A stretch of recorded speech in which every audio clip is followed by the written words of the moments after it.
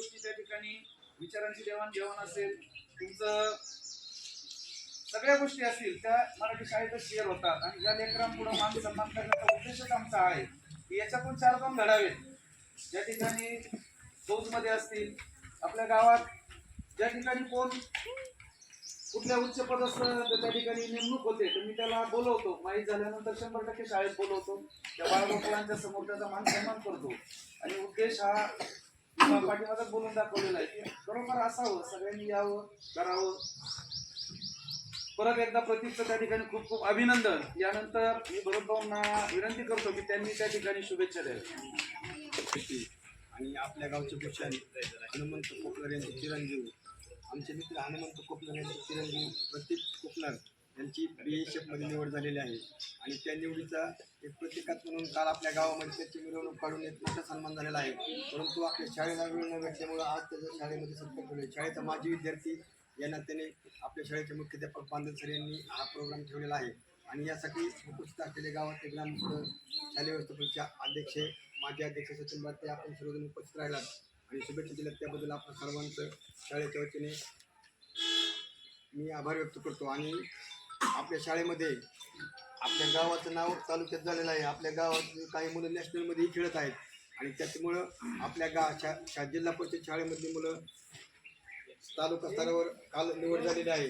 गट स्तरावर त्यांची निवड झालेली आहे. आपल्या शाळेची 3री-4थीचे विद्यार्थी त्यांची जिल्ह्यात निवड झालेली आहे. जिल्हा स्तरावर खेळण्यासाठी आपल्या शाळेतील शिक्षक बांधल सर असतील, कदम सर, अवतारे सर, मॅडम, अंगणवाडीचे मॅडम सगळ्यांच्या सहकार्यातून आणि गावकऱ्यांचा प्रतिसाद पाहिजे तसा नाही आहे, परंतु थोड्या प्रमाणात कमी आहे.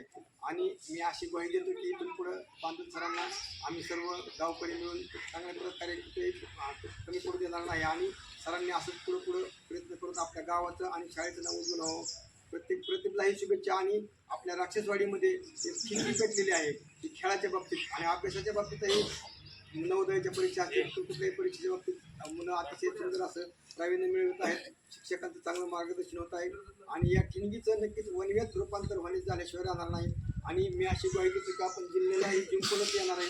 आणि सर्वांना पुन्हा एकदा माझ्या शेलार परिवाराच्या वतीने आणि व्यवस्थापन समितीच्या वतीने शुभेच्छा देतो आणि त्या ठिकाणी थांबतो. धन्यवाद. प्रतीक हनुमंत कोपलर यांची निवड BSF बॉर्डर सिक्युरिटी फोर्स यामध्ये निवड झाली. आणि ते 2-3 वर्षापासून या पदासाठी झगडत होते. 2-3 मार्कावरून ते सारखे जात होते, पण त्यांनी जिद्द, चिकाटी, सातत्य हे त्यांनी सोडले नाही.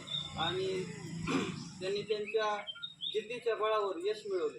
त्याबद्दल मी जिल्हा परिषद शाळा राजवाडी बुद्रुक व शालेय समितीचे अध्यक्ष, उपाध्यक्ष यांच्या वतीने त्यांना शुभेच्छा देतो.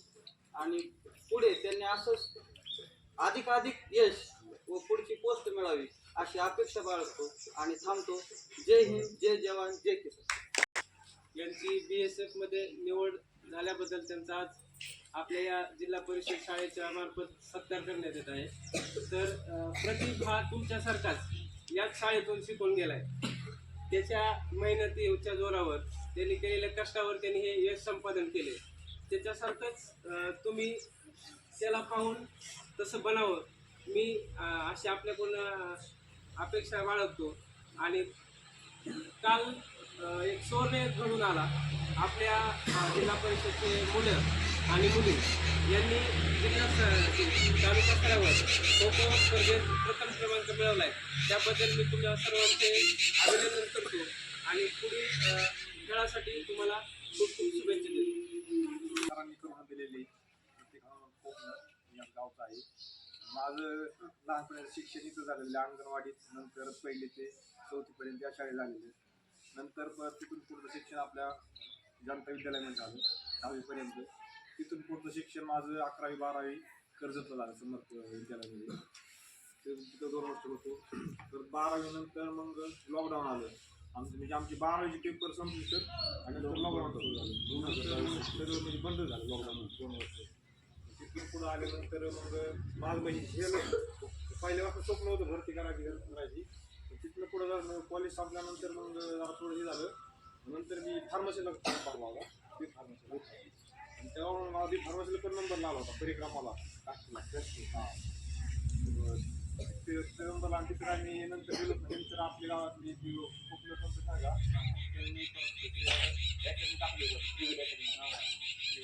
तिथं त्यानंतर तिथं आपल्या गावातली मेजर पवार बेलवंडी दोन तीन पोर होती नंतर आम्ही पुढे गेलो म्हणजे फार्मसी राहून गेलो ती कॉलेजला गेलोच नाही नंतर तिकडे पुढे तिथंच अकॅडमी श्रीमंतला गेल्यानंतर 2 वर्ष श्रीमंत थांबलो 2 वर्ष त्यावेळेस भरती पण नव्हती फिजिकल चांगलं स्पीड झालं लेखिक तयारी पण बऱ्यापैकी झाली होती नंतर माझं तिथलं पुढचं शिक्षण बाहेर बाहेर नसतं बाहेर केल्यानंतर नंतर मग तिथं श्रीमंत 2-3 वर्ष थांबलो भरतीला सुद्धा आर्मीची भरती नंतर 2022 आर्मी रिटर्न केलं नगर लागलं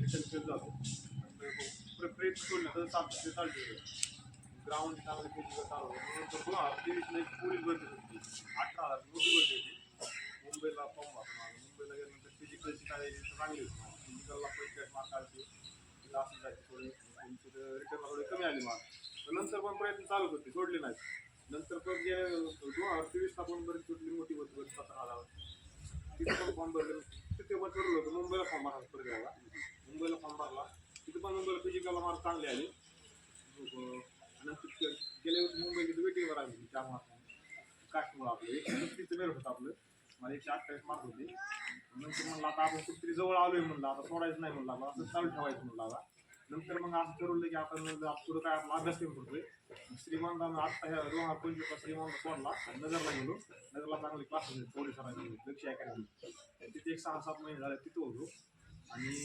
तिथे परत पोलीस भरतीचा अभ्यास चालू केला आता अभ्यासाला होता आणि हा स्टाफ सिलेक्शनमध्ये दिली आता BSCची भरती स्टाफ सिलेक्शनमध्ये त्यात 8 पोस्ट असतात म्हणजे CRPF, KCF, CRPF, NIA अशा म्हणजे त्यातली टॉप पोस्ट NIA नंतर SCG अशा टॉपचे पोस्ट होतं आता मला अजून 2 मार्क असतात मला CIC पोस्ट भेटले आहेत CIC भेटले असते तर ठीक आहे हे पण पोस्ट चांगलेच आहे आणि नंतर मग आता स्टाफ ह्या प्रोसेसला एक वर्ष 1.5 वर्ष लागले म्हणजे 2023ला आम्ही डिसेंबरमध्ये फॉर्म भरले 2025ला आमचे हे एक्झामचे स्टाफ सिलेक्शनचे मार्चमध्ये पेपर झाले 25ला मार्चला पेपर तर कट ऑफ सप्टेंबरमध्ये लागलं सप्टेंबरमध्ये कट ऑफ लागल्यानंतर मग ते फिजिकली झालं आमचं फिजिकल झाल्यानंतर परत ह्याची 4-5 वेळा कट ऑफ होतं फिजिकलचं कट ऑफ नंतर नोव्हेंबरमध्ये लागलं नंतर फिजिकलचं कट ऑफ लागल्यानंतर मग नंतर हे झालं मेडिकलला बोलवलं परत तेव्हा मेडिकलचा एकदा कट ऑफ लागतो मेडिकलचं कट ऑफ लागल्यानंतर परत फायनल आता कट ऑफ लागले 5-7 दिवसापूर्वी लागले त्यानंतर सिलेक्शन झालं लिस्ट बघितली लिस्ट पण खूप मोठी होती लिस्ट बघता पुन्हा रात्र निघून गेली रात्री 12:30-1 वाजता लिस्ट आली होती लिस्ट पाहिल्यानंतरचा आनंद काय झालं मला सरांनी कॉल सरांना माहिती होती वंदेच्या मला मार्क चांगले घेऊन सरांचा कॉल आला सकाळी त्याला 5:30 वाजता कॉल आला मी झोपेतच होतो मी ग्राउंड जायचं झोपून तयारी केली आणि सरांना सकाळच्या 5:30 वाजता तर डायरेक्ट मला म्हणले तिकडून सिलेक्शन झाले फोटो सोड म्हणले ठीक आहे सर धन्यवाद सरांना म्हणलं त्याला कन्फर्म करतो नाव आहे का चेक करतो लिस्टमध्ये नंतर मी उठलो मित्रांना फोन केली लिस्ट म्हणजे ती लिस्ट खूप मोठी होती जवळ 50 ते 55 विद्यार्थ्यांची लिस्ट होती हो ते नाव चेक करणं हे एवढं सोपं नव्हतं ते लिस्ट बघण्याचं मला टार्गेट जास्त गेला ते कुठं माझं नाव सापडलं जरा खुश झालं सगळं सरांना फोटो सोडला नंतर मग नाव बघितल्यानंतर घरी फोन केला वडिलांना वडील राहणार होते पाठवून लाईट कंपनीवरती गेले त्यांना सांगितलं ते पण खुश झाले सरांना फोन केले सगळं आनंद खूप एक झालं एवढे दिवस प्रयत्न केला मला काहीतरी भेटला असं लई खुश झालो मी फक्त एवढं करायचं की आपण जे काय पण करू दे फक्त सातत्य ठेवायचं या पहिल्याच प्रयत्नात काय भेटत नाही कोणतीच आपण काय करू दे सातत्य ठेवायचं तीच गोष्ट कंटिन्यू केली ना आपोआप यश मिळून जातं असं एवढं सांगतो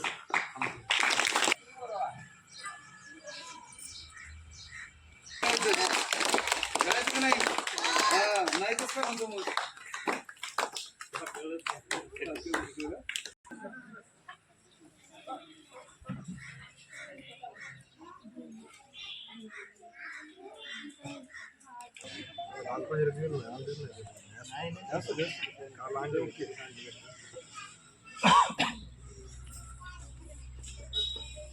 अवतड सर यांचं काय काम होतं